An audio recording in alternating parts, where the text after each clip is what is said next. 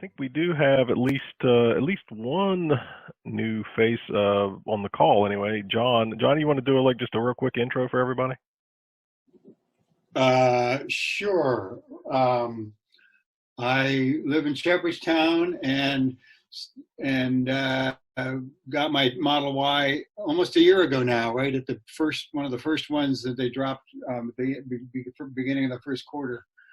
And I think, Robert, you came on, did a little video, but then I dropped off this list for a while because I had a lot of other things going on, and I got Steve over here involved, and then he told me how great this morning discussion was. And Jim and I have been talking electric vehicles for years, and he's been telling me about this group, but it never sunk in. So anyway, here we are.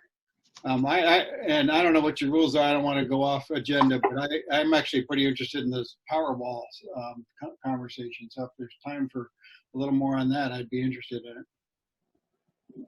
Yeah, if we've got some time at the end, we sometimes go off on solar and Powerwall stuff because so many folks are also interested in those items.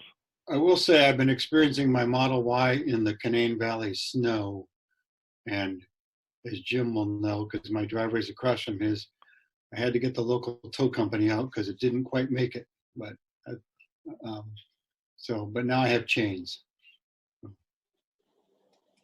Did you have special snow tires on it, or just regular tires?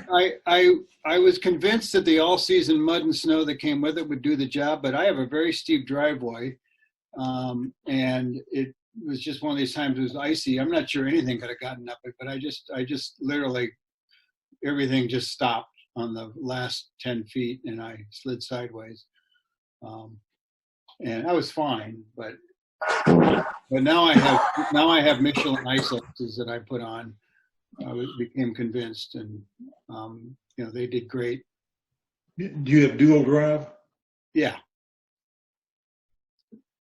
and had all the settings. I had off-road setting, and I had chill, and people say low regen, which I don't quite understand why they tell you that, but that's what people say to do. But I had everything on. It still didn't make it up, but.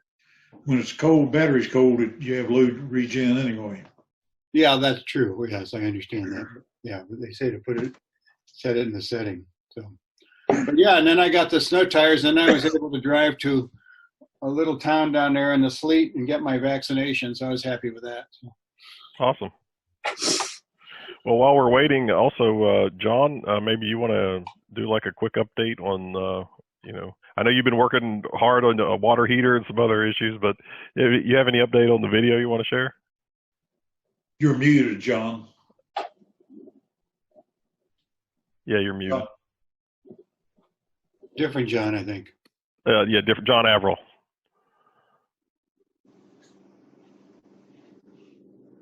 John, you're muted. Oh, well, that didn't help. Is Michelin X Ice that you have on the Model Y, the snow tires? Now I do, yes. Yeah, okay, on all four wheels? Yes. Yeah, I have a Chevrolet Bolt and put them on the front and really like them. I still had to plow my driveway a little bit before I could get up once when it was pretty snow covered. But yeah, they really help. They don't help the mileage. So anyway, the movie, I was hoping to have an update of it online today, but then my plumbing all broke down. So I've been otherwise engaged. But it's coming along. If I can, I just have to get Robert to dub in a couple pieces, and I think I've about got everything that I need to put it together.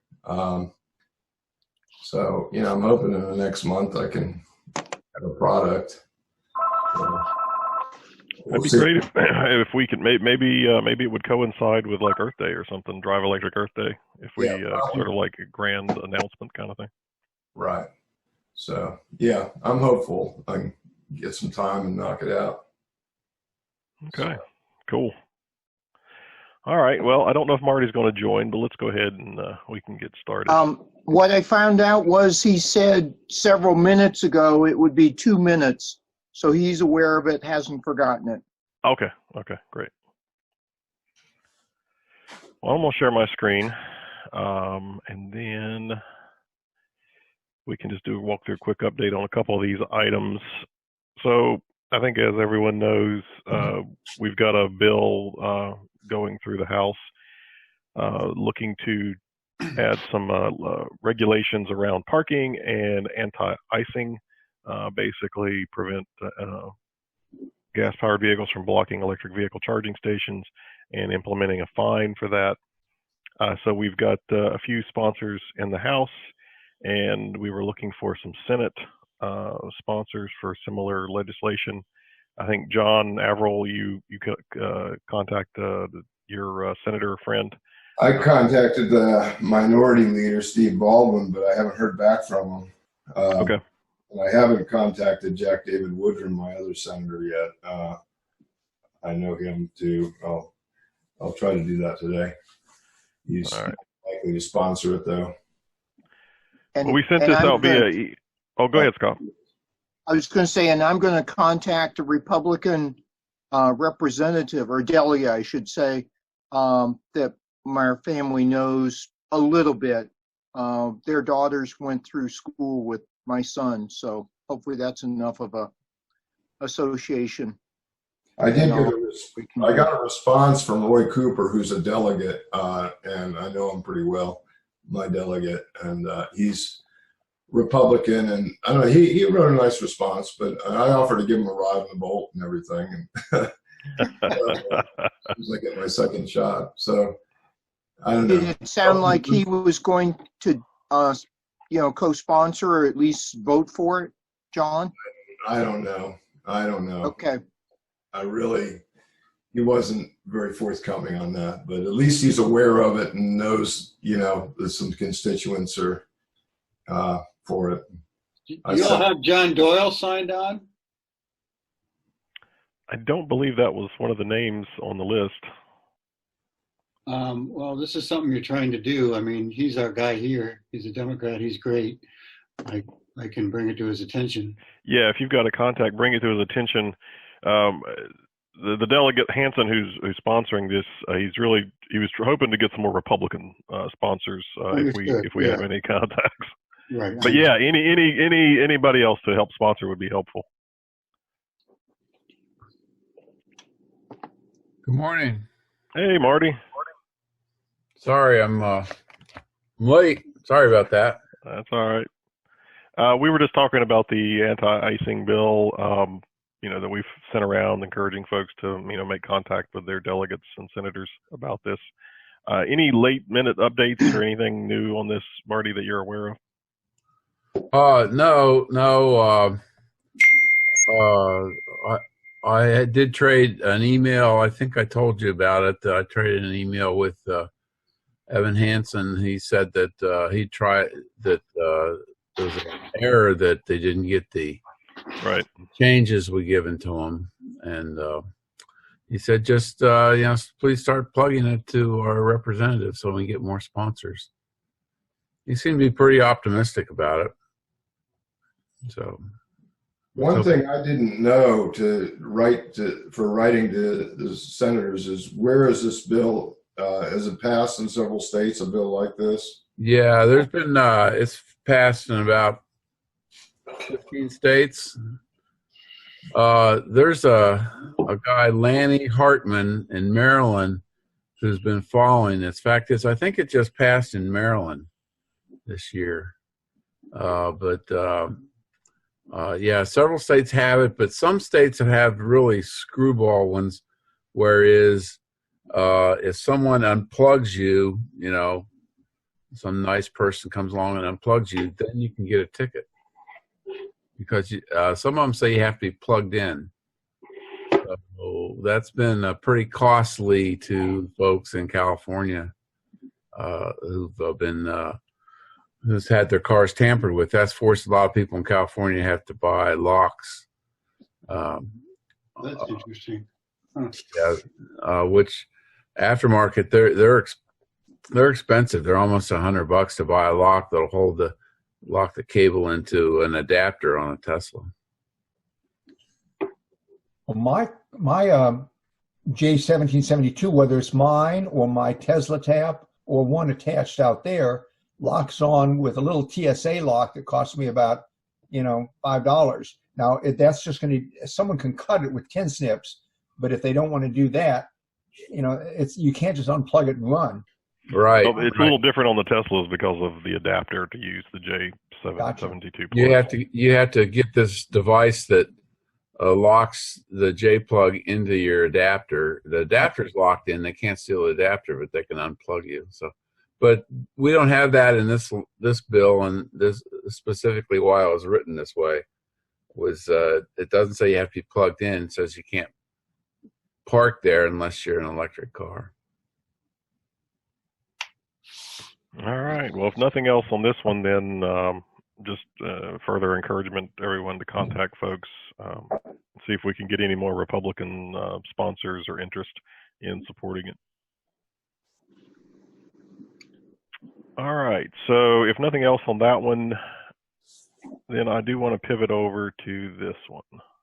I do have one thing on that, Robert, if I could throw it in. Just, yeah. I don't know if anybody heard the survey of favorite cars among members of political parties. For Republicans, it was the F-150, no surprise. Democrats, it was Subaru or Honda. And independents, it was Tesla. Oh, really? Yeah. No, I hadn't seen that. So I just thought that might be a good thing for discussion with some of these legislators that, a lot of independents wanted what, John? Swing voters. Independents' favorite vehicle was Tesla. Oh, gotcha. Well, do you have a documentation of that? Oh, I heard it on the radio, I think. Probably on NPR, but I can look it up. I can probably find it online. You can probably Google it and find it. And Yeah, that'd be federal great. legislators, right? What was that, Rick?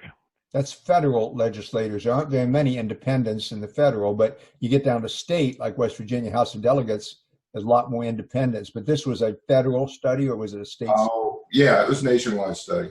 But it was of voters, not of legislators, right? Right, voters. I thought you said legislators' cars, what they drive. No, I was just thinking of talking points for your legislators, especially since 90% Republican these days, and you might see it as it's interesting. I have this 25-year-old book that I often give to people as a finance gift. It's called The Millionaire Next Door, and in it he said the guy was a banker in a southern state, and he said the favorite vehicle of a millionaire in his bank was the F-150. And the favorite place they bought their suits was J.C. Penney's, which, says how dated it is. But so, no one wears suits nowadays. All right, so let's talk about this. We weren't aware, at least I wasn't aware of this until just the last couple days.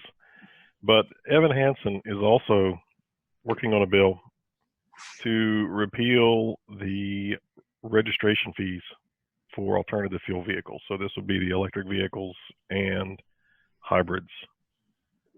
So that's the 150 additional for hybrids and 200 for electric vehicles.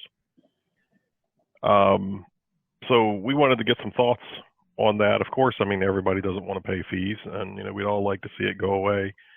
But from a perspective of, as electric vehicle drivers, we wouldn't want to give talking points, or at least I wouldn't, to others who say that, you got your income tax credits and now you want to not pay your share of road taxes, federal or state, to support the road. So again, it's just other people subsidizing the rich who can afford electric vehicles. That would be the anti-talking point to this. And all your electric vehicles catch on fire. Yeah. So I wanted to get some thoughts on this. The current fees as they are unfair, very unfair to low mileage drivers because it's a flat fee. If you're driving a used Nissan Leaf or a Bolt, and you're driving $7,000 or $8,000 miles a year, you're way overpaying what somebody with a gas vehicle would pay. So that is completely unfair. Now, if you're an Uber driver driving a Tesla, and you're putting 38,000 miles a year on your vehicle, you're getting a great deal versus what you would have paid in gas taxes. So the problem isn't really that there's a fee in my mind, it's that the fee is very unfair, and it needs to be based on usage. So, ultimately, and this is what I've proposed a couple times and mentioned to Delegate Hansen was, we don't mind having a fair fee for electric vehicles, but it should be fair and it should be based on usage, just like gas-powered vehicles are. So I don't mind repealing this as it was written because it is very unfair. But, ultimately, I think it should be replaced with something that's based on usage, probably annual mileage that may be picked up during your annual inspection. And it would be different for different classes of vehicles, of course. And you'd be like a fee schedule for usage for different classes of vehicles. So, and ultimately, I think we have to go there. When there is high enough penetration of hybrids and plug-in hybrids and fully electric vehicles, the tax on liquid fuels isn't going to make any sense anymore. You're going to have to switch that to something else that makes sense to support road maintenance. So anyway, that's just sort of my quick overview and thoughts, and happy to hear what other people have to say about that. John Averill, did you have something? Yeah, I think it might have to be a follow the leader kind of thing, because right now, of course, it would cost the state much more to implement something like that than they'd get out of it. Right. But if another state found a great way to do it, we could copycat, But for now, I don't see how they could do it. I think Oregon tried that for a few years, if my memory serves me correctly, and it didn't work. They tried it for every car in their state, but Oregon's often interested in doing experiments like that. Yeah, I was wondering how that would work. I'm with you on the thoughts there, Robert, but I don't understand how a sort of mileage thing would be implemented. Well, one thing is you have to get your state inspection once a year, and at least the shop I go to records the mileage, and you'd be able to provide your receipt as proof of how much mileage you've done that year. That was sort of my thoughts, was the same as you provide proof of property tax payment and insurance coverage, you would provide like your last inspection for the vehicle with the mileage on it. But to John Averill's point, there's no question it would require changing procedures and systems, and there would be costs to implement something like that. And maybe we're not far enough along where the costs justify the cost can be justified to make that kind of a change. But at the same time, this fee is very unfair. So, if we repeal it, it's just, I would almost like, for what is WVEAA's stance on this, that we support repealing this, but we also support a fair fee for electric vehicles. And however that gets implemented, and it's not up to us to implement it, but at some point in the future, we're going to have to move to something like that. If 30% of vehicles were electric powered, the gas taxes don't work anymore. Rick? Yeah, a couple comments. Not our state, but some states don't just collect their fuel tax for roads. Like South Carolina funds their education through that. And so they would have to look at it a completely different way. And the second thing is, when you base it on the gasoline, you're basing it on gasoline price. As price goes up and down, the state makes more money as the price goes up because it's a percentage, and the price goes down, and then you get less. And so, actually, I don't think it is a percentage. No. It's usually flat fee, cents per gallon. Yeah. I'm wondering if we shouldn't be really happy with this, because if the income tax gets repealed, they're going to look for everything they can to increase. They might want to double this. Yeah. Have you guys looked at registration fees in other states? Like California, it's like $800 a year. Ohio's higher, like $500 a year. So You mean for electric or for just for regular? all cars? For all cars, yeah. And I think the highest additional electric fee is what we're paying, $200, and several states have it now. No, there's one that's much higher than ours, Marty. I forget which one, Iowa or somewhere in the Midwest. Well, Indiana, it's meant to be punitive. Indiana tried that. They first the bill first was introduced at 1,000, but it was later knocked down to 200. I thought that was Wisconsin, but you may be right. Yeah, it was Indiana or Illinois, one of those two. Yeah, they tried it, but it never went up because when they put up 1,000, the next day the Capitol was surrounded by Teslas. Hey, Robert. Yeah, Jim. I just sent you a link. It's an article from February of this year of what is going on in Oregon with the usage tax.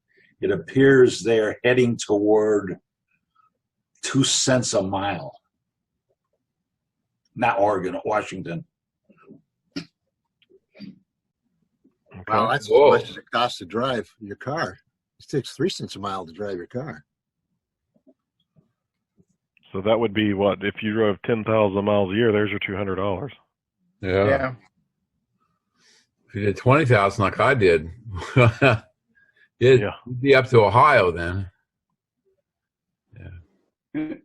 Well, I just want to say when we were in Virginia, we bought our hybrid RAV4, and they charged us $60 for that hybrid in Virginia at that time. It was like 5 years ago. I don't know what it is now that we've moved to West Virginia, but that was a lot less than the 150 that West Virginia does for hybrids. So I wonder what their algorithm is. Of course, they have a lot more people in Virginia than we do, but I thought the people who live near the state line and work maybe in the opposite state and put on 99% of their miles in a state where they're not paying any registration, and the state where they're paying that amount, they're paying it based on the amount of miles they drove in a different state.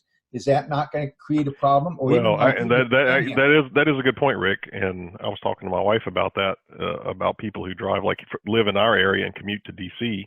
Most of their mileage would be in the other states. And currently, if you're buying gas in the other states, then you're paying their gas, road tax fees in that state. Or when you travel, when you buy gas, you're paying the fees in that state to support their roads. And, and that's fair. But in this new electric paradigm, that we are headed towards, all that changes. I mean, well, one, most people start charging at home for a lot of their miles, which eliminates all of it. And then when you're traveling, you're only going to be buying electricity, at a charger when you're far away from home, which probably means you're on a trip or something. And, how do states recoup those fees? Do they start taxing superchargers for road maintenance? Well, but that's down the road. I mean, those are questions that are going to have to be addressed at some point. I would like to point out that we already pay taxes on electricity, and they're not unsubstantial. But those taxes aren't directly for roads. They don't go to roads. No, well, they do go to city roads, like here in South Charleston, collects taxes from electricity to go to their general budget. Eventually, it gets to a point where it's a disincentive to having an electric vehicle. On one hand, the states are trying to incentivize that, and then they turn around, and so it just doesn't make sense to disincentivize it at this point in time. I would not vote for repeal of this. I would want it replaced with something that's more equitable. But to just go in and repeal it, I just don't think. And this may keep, any of the rest of the bill, if it's added on to another bill, keep that from passing. I can tell you this. I think it's a separate bill.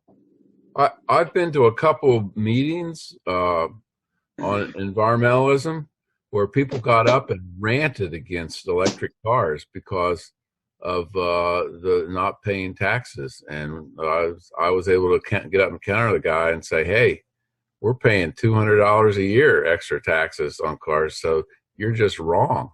The guy was ranting on several things, but he went on for a couple minutes about how unfair it was electric cars get a dodge a tax and blah, blah, blah, blah, blah.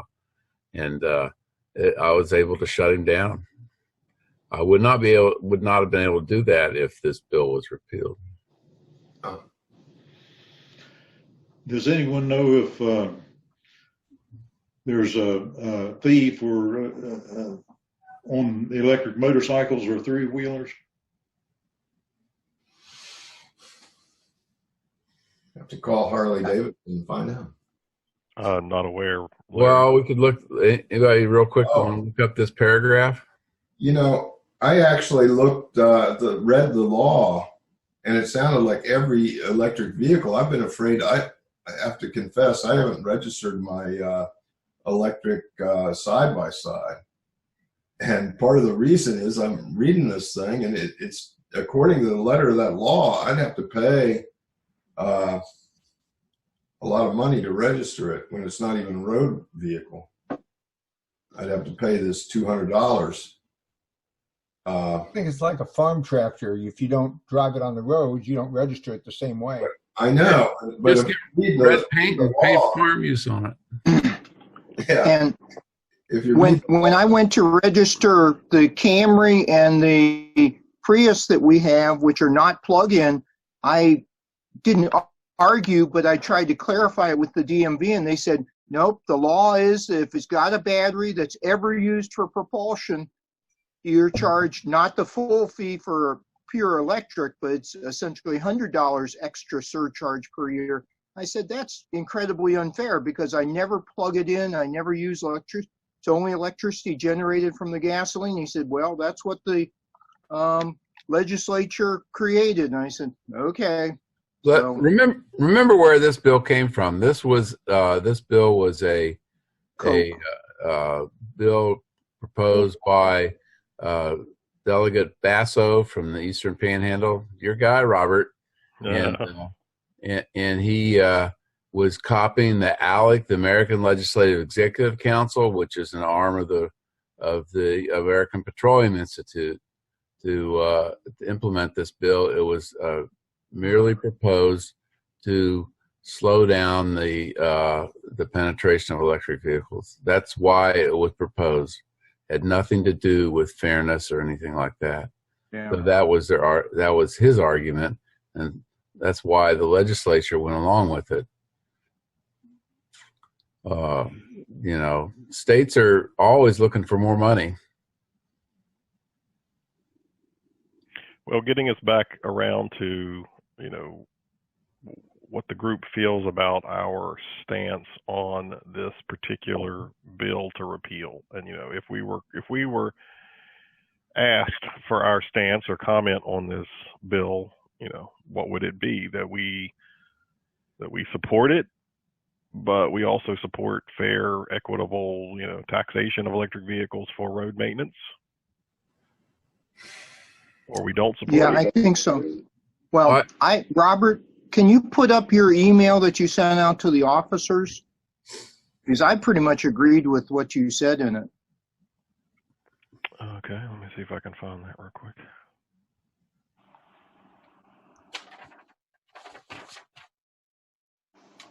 It was February 25th at 9:17.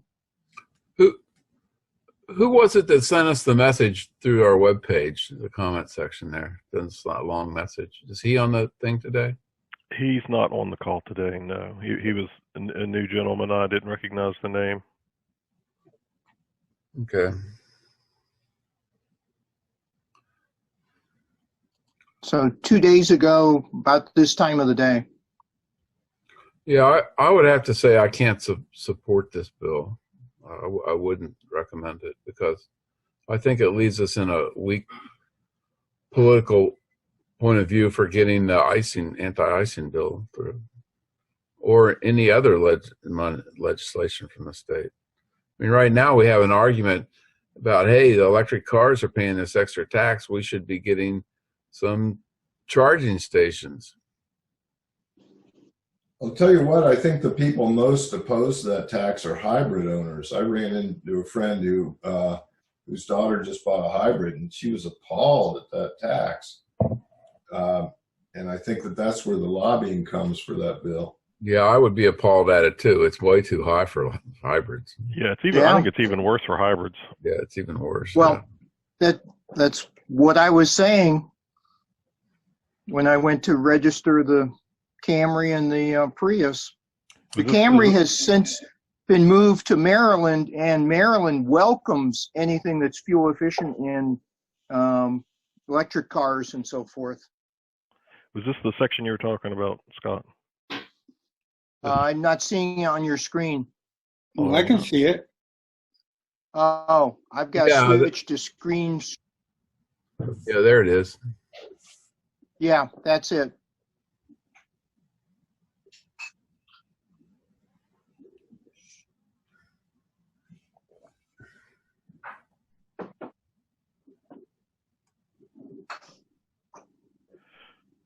Okay. Well, I mean, if everyone feels okay with something like that, I mean, so Marty, but you're saying you wouldn't support and you wouldn't feel like the group should support repealing the bill. That's my opinion. I think it just leaves us in. I guess I would be okay with the repeal because I do feel it's unfair, especially for hybrid drivers. But I would want to make it clear that that's not our intent, is that we expect a free ride. Right. That we just want an equitable fee for electric vehicle drivers. Perhaps another way would be to base it on the size of the battery. You know, that's how the federal rebate's based. Right. Prius doesn't get as big a federal rebate as a e-tron or a Jaguar or a Tesla. That might be a more equitable way. You know that cars with limited legs, like a Leaf, aren't going to be driven 20,000 miles a year. Period. I mean that could be a shorter term solution that doesn't require as much adjustment to processes and systems. Yeah, they already that's already in the tax system. It's in the federal code. Maybe you could just suggest that match that. Okay. Well, tell you what, instead of us spending more time on this today, maybe the officers, we can kind of hash around and maybe come up with like a statement about this, and we could send it out to folks and see, what everybody thinks. I could probably draft something up. I'm just one opinion. Right. We can propose a statement and then stance on this, and then get feedback from the group. For what it's worth, Marty, what you just said about the battery made a whole lot of sense. I'm reluctant to get rid of it too, but that made sense. I like that approach. Okay. I think that would make it more fair, and maybe that could be done in a quicker fashion than something mileage based. The alternative to that, of course, is in the long run, batteries are going to be up to 500 or even potentially even 1,000-mile ranges. And does that mean the rates are going to go up accordingly? Because it means 10 years from now, those rates could be out of sight. That might be a way to do it, So,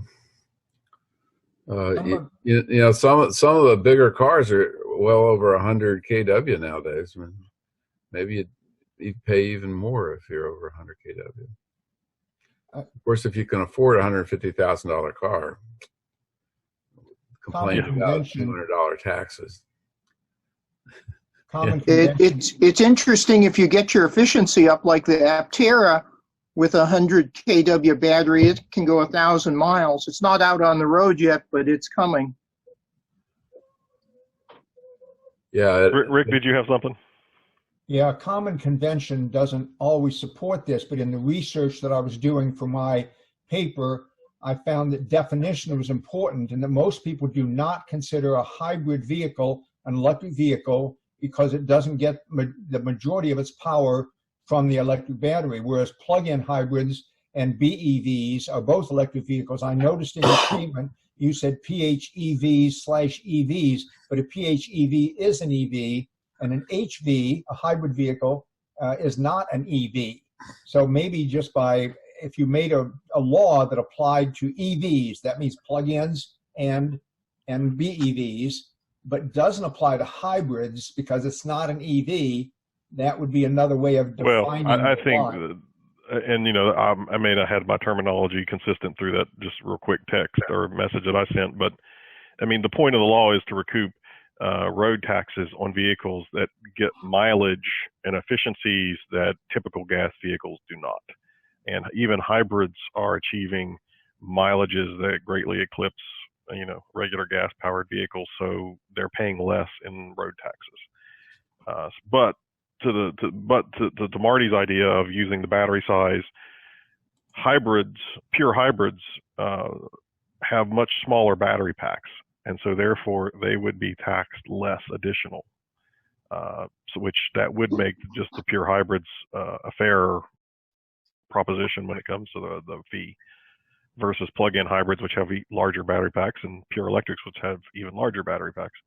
But a PHEV has a relatively small battery pack compared to a BEV. Compared to a BEV. There's a lot of people that drive 99.9% of it electric, and they're not going to pay as much in the tax. It ought to be tied into the miles you drive and not the size of your battery. Ultimately, I think it will have to be.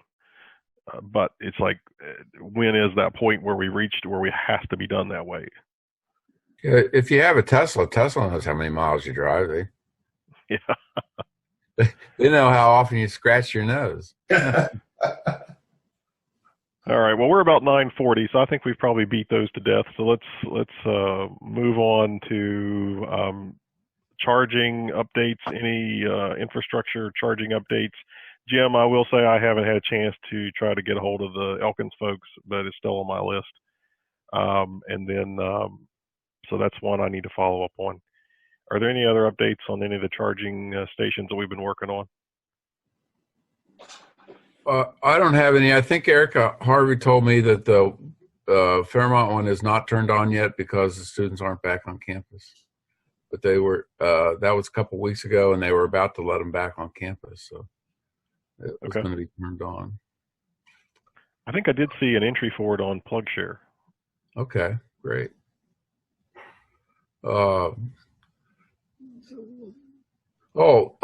Let's see. Clean Technica had a table of charge stations per capita, and I'm happy to announce that we are not last. Well, usually on those lists, it's West Virginia fighting out Mississippi for last. Well, we were seventh to last, which that makes us 43rd. Oh, well, that's okay. That's better than usual. And we were very close to overtaking the next state, like 0.1%. So I'd urge us, let's get out there and stomp those guys from Arkansas. Was that list public stations or yeah, it's on Clean Technica. I just saw it yesterday. If you go to cleantechnica.com. Yeah, I know it. So they put out not destination charges, but public ones, or maybe. Well, they broke it down every which way you could. They had level 1, level 2, level fast, all in there. Yeah. Total. And of course California, believe it or not, Vermont was way up there because they have a plethora of level 1 charging stations. I was going, man, the Vermonts must have a lot of time. It takes a while for all that maple syrup to run out of the tree, so yeah. That's what it is. It's guys that are making maple syrup like Larry used to, and they're plugging their electric car in while the maple syrup is boiling off. All right, so just hitting some of the highlights for me. So Lewisburg's operational. I think they were working on signs. John Averill, have you? I haven't been there. I almost went by a few days ago, but yeah, I don't know. Did he get the other 2 plugins going? That he? I haven't heard anything. Not sure. Yeah, they had 2 up, but not the 2 that Chip had sent them, and they were working on putting those. Yeah, because I went and saw where they were going, but I haven't been back. And Rick, I know you'd sent out a couple messages, emails to folks like GoMart and I think also to Potomac State College. I haven't heard back from either, and probably won't ever from GoMart. GoMart president, or not GoMart, Potomac State president referred it on to a committee in the administration to think about it. but did not even reply that she'd received the email. You know what I think is really, we need to find somebody at WVU to yank their chain, because, I mean, it is ridiculous that colleges like Fairmont and West Virginia Wesleyan and American, Public State University over here, and you got these little places that they have, I mean, some of these have got some really nice charging stations. Shepherdstown. And Shepherdstown, with solar canopies and all that. And WVU doesn't have a single, last time I looked anyway, doesn't have a single electric vehicle plug anywhere on their entire campus. And that is just ridiculous. We've got contacts up in Morgantown, and we've got somebody who will give them the chargers. All they've got to do is pay use their staff to get them installed. I mean, put your engineering students, for a class project to work install them. Haven't we even talked to the engineering folks about that? I talked to the engineering class and the teacher of that class, and then we had that meeting at the law school, Marty. Right, and that was 3 years ago, and Jamie Van Hostrom, something like that, said, "Well, I'll take care of that," and I've even bugged him a couple times. He's never even replied. Two thoughts. You're trying to do that. I don't know if I can help or not, but one of my good buddies is a retired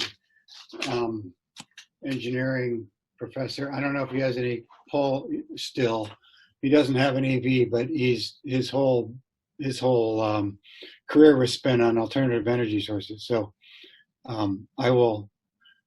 if I can get the right information, I don't know what the free thing is, but I will ask him. I need to call him anyway. Yeah, just real quick. I mean, we've got a member who has a foundation out of Parkersburg who will donate electric vehicle charging equipment, level 2 electric vehicle charging equipment for installation. So the chargers themselves can be free at no cost. But, of course, there's cost to have an electrician, connect them up and install them.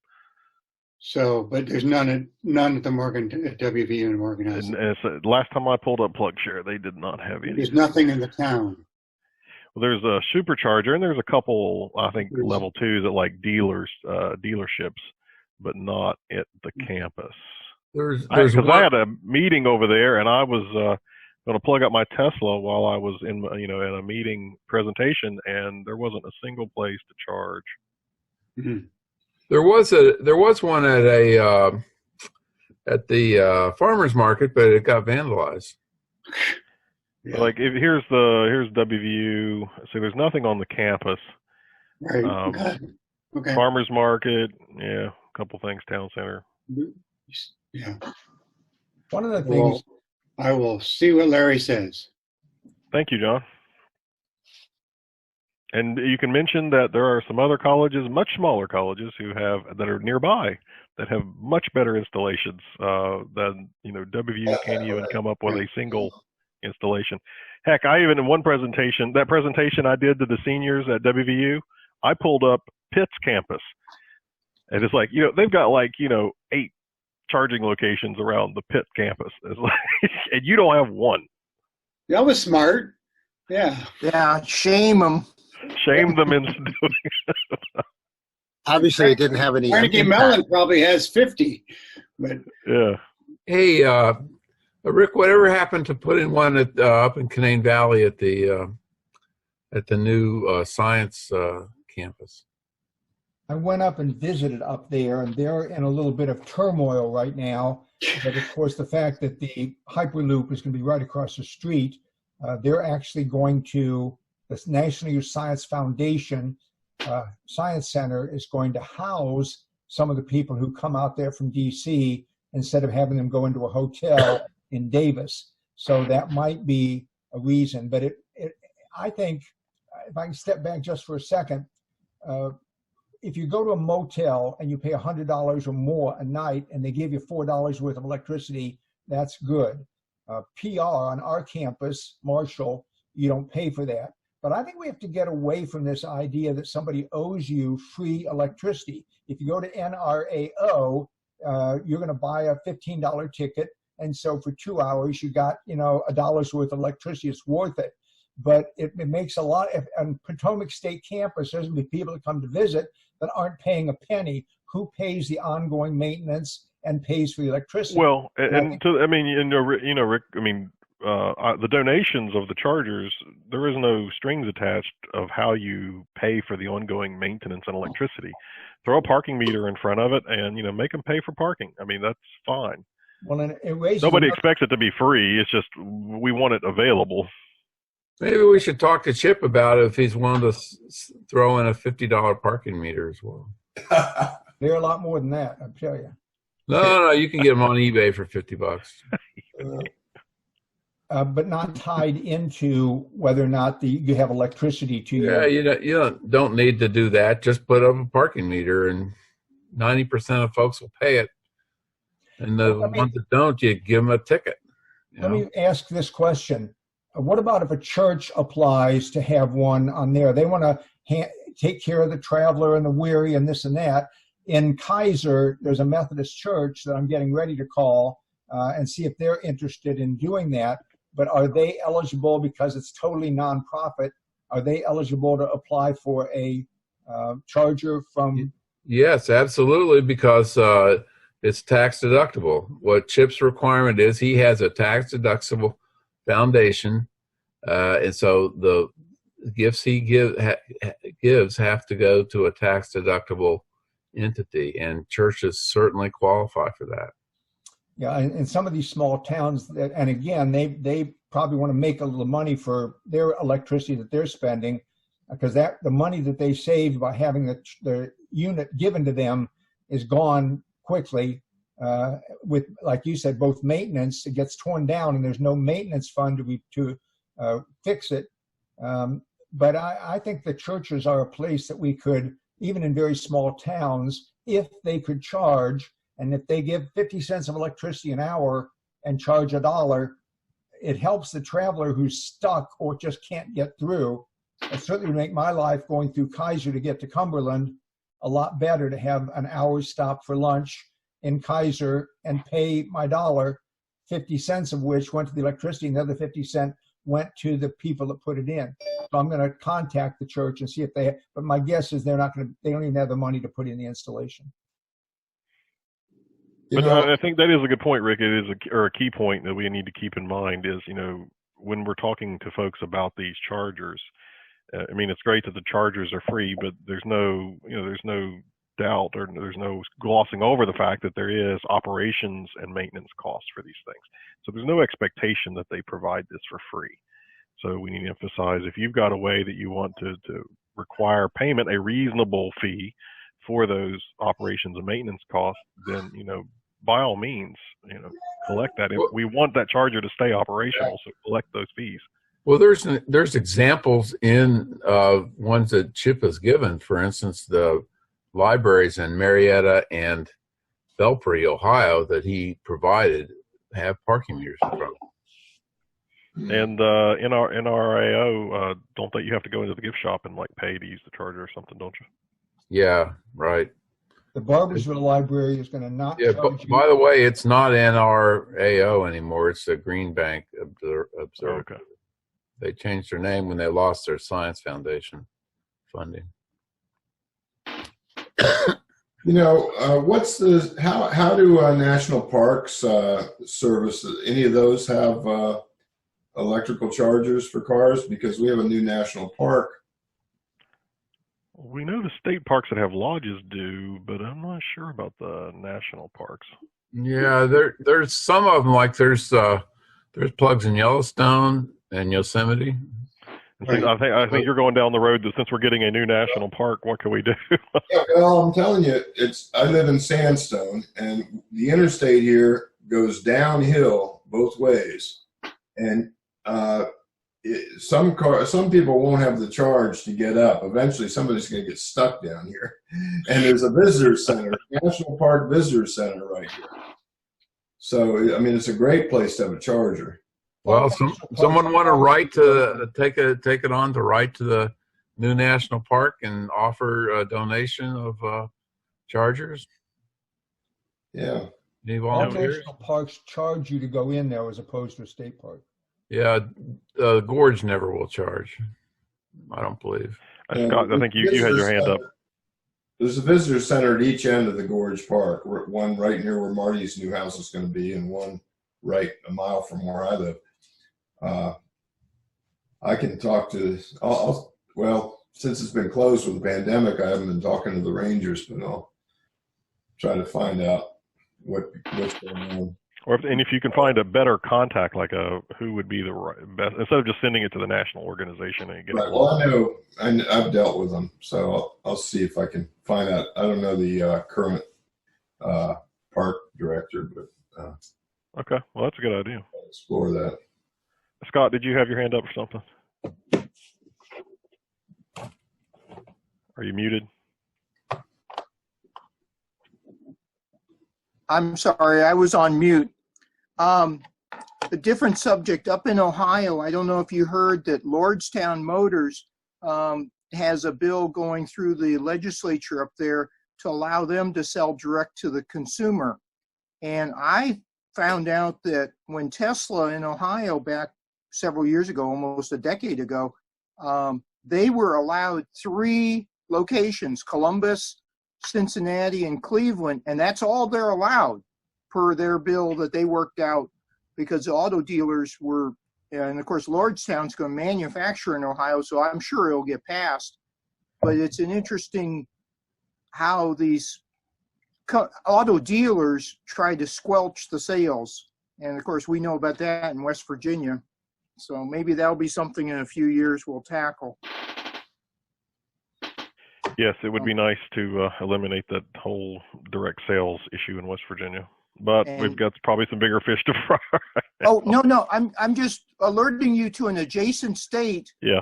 What goes on, and that Tesla doesn't have, they can't open up more locations under their current arrangement, but where they've got them, I think for now meets their needs. Well, Tesla wouldn't even return my call for years. I mean, I once called the lobbyist who no longer works there, and he recognized my name and hung up on me. That's in a whole nother subject, because Tesla owners are so loyal, but boy, you see out on the blogs, their customer service sucks, and we like their cars, but we don't like their. Now, I'll take that back. When you're actually in a service center or a showroom, it's wonderful treatment, but trying to get them on the phone is terrible. Hey, I have the Tesla mobile repair guy on speed dial. He'll answer my questions even if it's not about a repair call. So I think Cool. it's great. But Now, this is who? the local Tesla mobile guy actually lives out here. He's The Ranger, the Tesla Ranger. The Tesla Yeah, Ranger. if you've got There's a their cell Tesla phone. Ranger in West Virginia? Yeah. Oh, okay. I've had the mobile service, and it was wonderful. I've got an issue with the restraint seatbelt on the driver's side, and they were going to take care of it with mobile service, but then they decided they couldn't, so I'm going to have to drive the 160 miles or 320 miles week after next to get them to address it there, and that's not very good. Yeah. All right. Well, we're running out of time for agenda items. Drive Electric Earth Day. I mean, so Earth Day's coming up. I know Erica is planning some things for Earth Day, and I know last year we participated in her. She had a virtual session, and we participated in that. We can recycle probably some of our videos from Indu of last year, and maybe come up with a couple new things.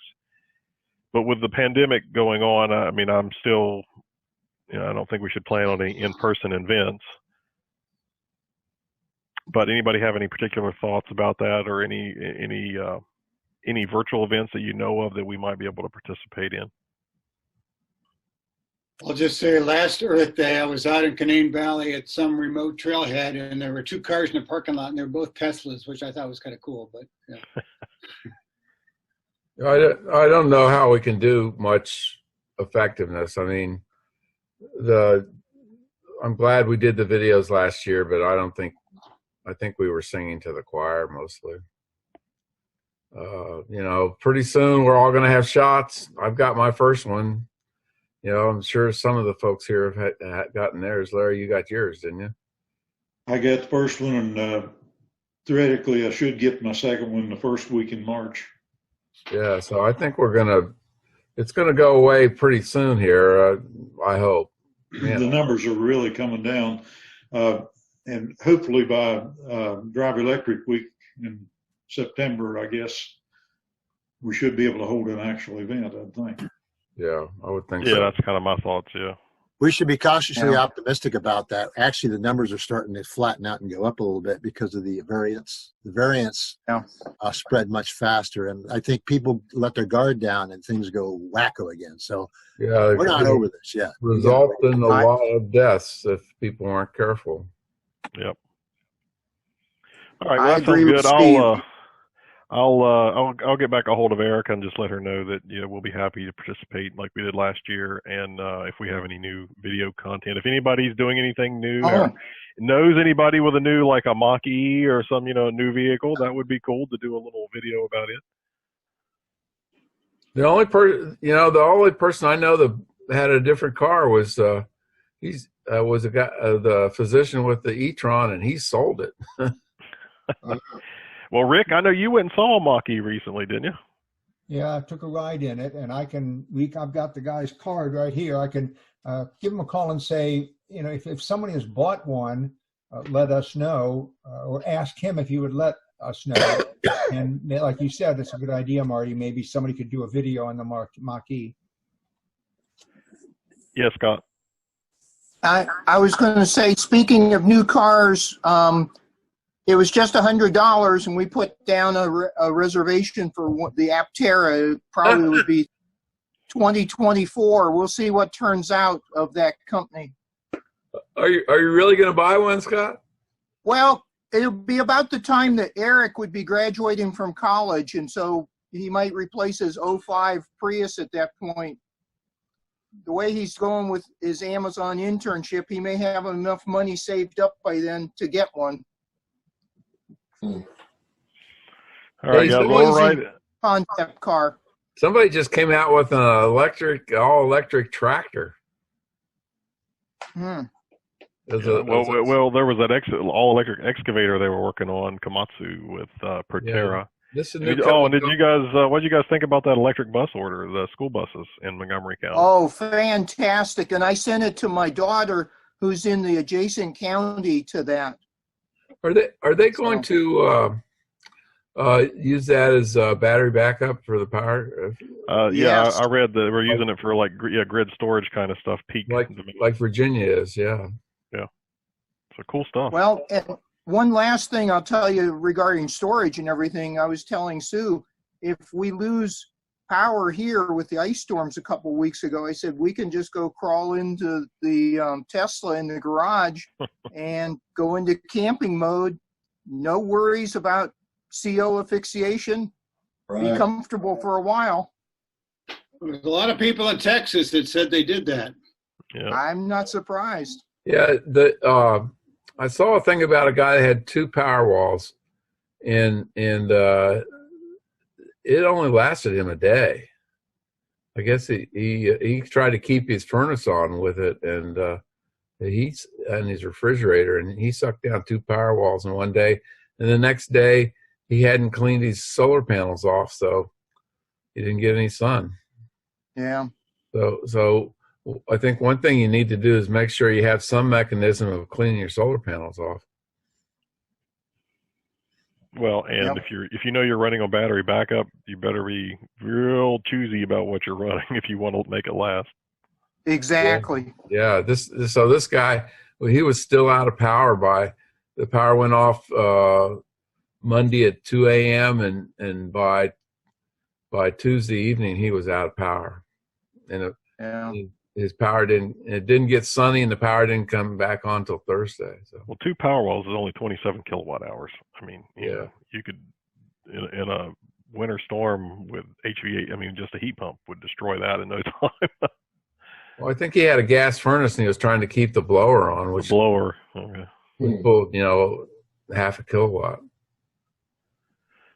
All right, guys. Well, it's a little after 10. We could probably go ahead and wrap it up. I think John Dupree had a couple of questions about Powerwalls and solar. So if anybody wants to stay on for a few extra minutes and talk about that stuff, we can do that. And if you need to leave, feel free to drop off.